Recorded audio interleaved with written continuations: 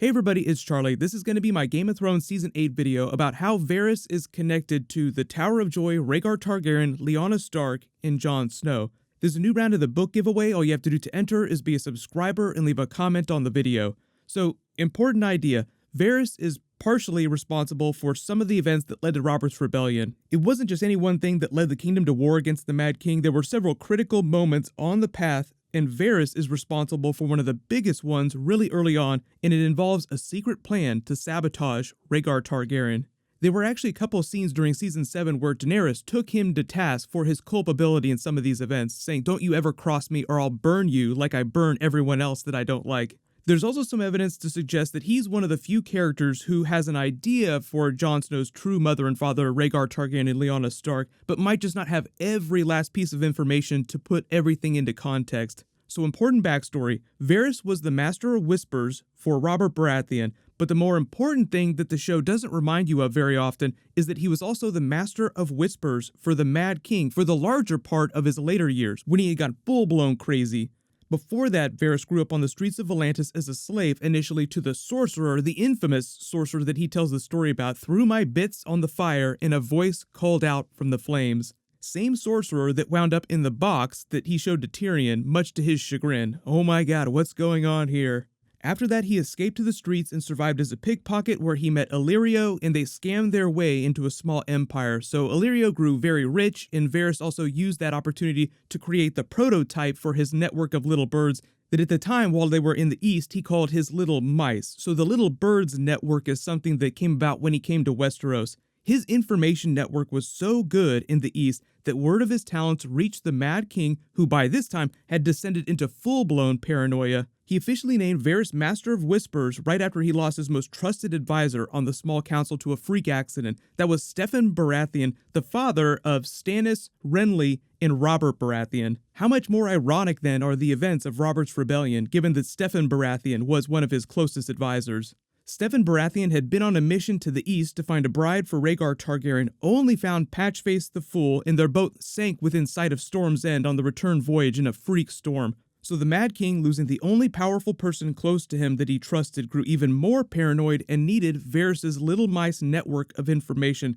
That was in 278 AC, about 4 years before the official start of Robert's Rebellion. Doesn't seem like it took long to light that match. So Varys grew his network of street orphan spies in the Westerosi Little Birds network. It worked perfectly. The Mad King loved all the information that Varys was giving him. Little did he know that secretly Varys did not serve him in the truest of sense. He considered himself a servant of the realm, a man for the good of the people, and still remembered the voice from the flames and knew that the realm needed a strong leader because something terrible was coming. So Varys made a series of calculated decisions for what he felt like was the good of the realm at that time, sabotaged some really good characters as we saw play out in present day when he refused to speak up for Ned Stark about the truth of Joffrey being Jaime and Cersei's son. He also let a lot of really bad things happen that would eventually lead to Robert's Rebellion, or sort of helped things along the way that would lead to that rebellion. One of the biggest things early on, tying this back to Rhaegar Targaryen, Jon Snow, and Lyanna Stark, is that really early on, Varys learned of Rhaegar Targaryen's secret plot to depose his father, the Mad King, so the Mad King was right not to trust Rhaegar because he had felt like his son was plotting against him this whole time.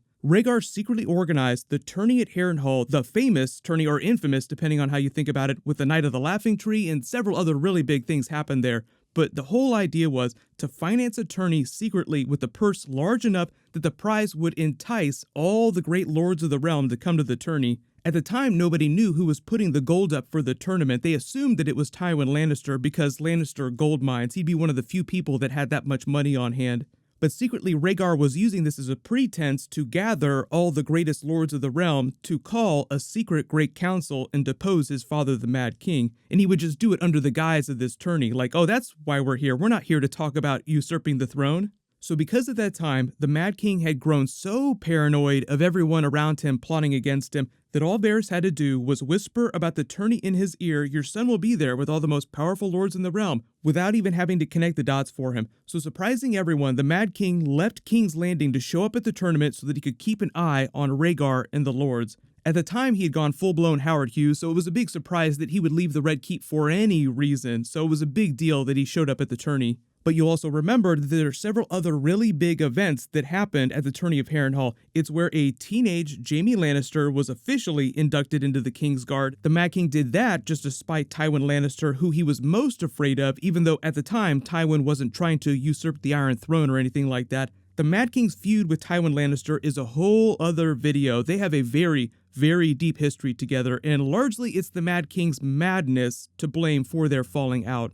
The tourney at Harrenhal is also where we see the famous Knight of the Laughing Tree, which most evidence points towards it secretly being Lyanna Stark, and even though we don't officially have a timeline of when Rhaegar really fell in love with Lyanna Stark and hatched their plan to run away together, I would say he probably discovered that she was the Knight of the Laughing Tree at the tournament, and that's one of the events that sealed the deal for him, like, oh, now I really love this girl. It's pretty clear that by the end of that tournament, something was going on between the two of them, because he won the joust and rode past his wife to crown Lyanna with the blue roses. Everyone was there. It was a very public event. All the lords were scandalized. Everyone was shocked. Oh my god, what's going on here? Why is he riding past his wife, the Princess Elia, to do this? So there's a whole other video that I could do about the events surrounding the Knight of the Laughing Tree. It's a really fascinating story, so maybe I'll do a separate bonus video when we get closer to the Season 8 premiere. But obviously Varys was successful in thwarting Rhaegar's plan to get rid of the Mad King with his secret Great Council, so they weren't able to do that.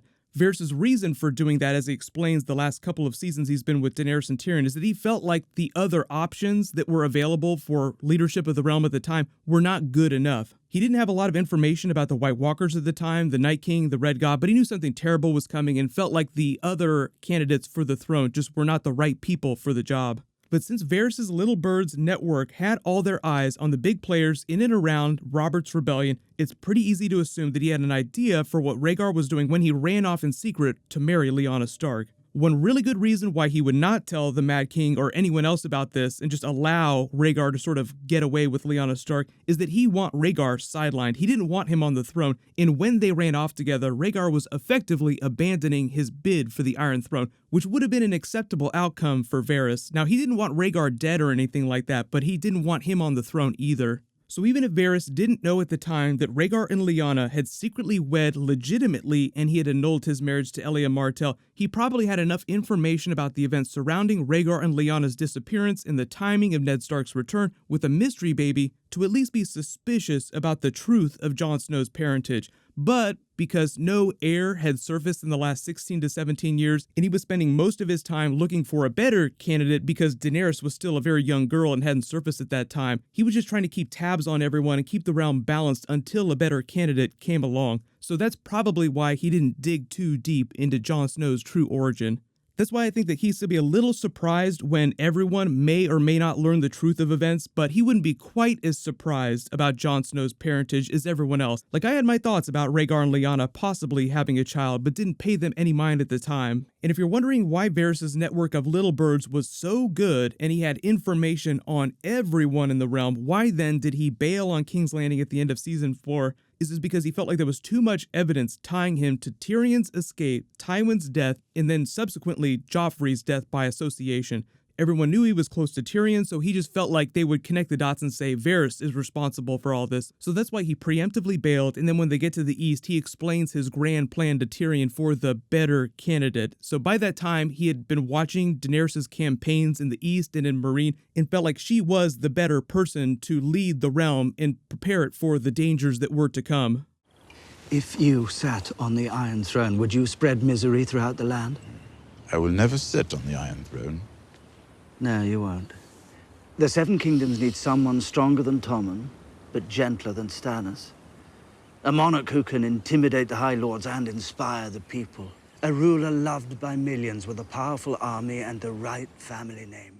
The funny thing in all that is that Varys, because of his culpability in the events that led to Robert's Rebellion, is also responsible for Daenerys growing up in exile, which she then in later seasons connected the dots and took him to task for. Like, you double-crossed my father, the Mad King. You were supposed to be serving him. You were supposed to be helping my brother, not trying to sabotage him. If you double-cross me, I'll burn you like I burn everyone that I don't like. So let me know in the comments, do you think that Varys would be suspicious of Jon Snow's true heritage in the events surrounding the Tower of Joy, thinking that maybe Lyanna Stark and Rhaegar Targaryen could have had a child together? Varys on the TV show kind of seems like he's gotten a little bit dumber with the last couple of seasons. It's sort of a Tyrion problem. You watch the first 3 or 4 seasons when they're adapting George R. R. Martin's book material directly, and they're very clever, they're one step ahead of everyone else, but then the last couple of seasons, Tyrion starts making all kinds of mistakes, his dialogue isn't quite as witty, and the same thing starts to happen to Varys, so it'll be interesting to see what happens to them during Season 8, but I will do a death predictions video when we get a little bit closer. Still waiting on another big Game of Thrones Season 8 trailer, which supposedly we're going to be getting in the next couple of weeks, but if I get any news about a trailer, I will totally post an update in a video. Congratulations, Jackie Campbell, you're the giveaway winner from my last big Game of Thrones video. Please email me on the About page of my channel so I can get your contact details. Click here for my new Game of Thrones Season 8 Iron Throne teaser video, and click here for my new Season 8 Episode 1 teaser video. Thank you so much for watching. Everybody stay awesome. I'll see you guys tonight.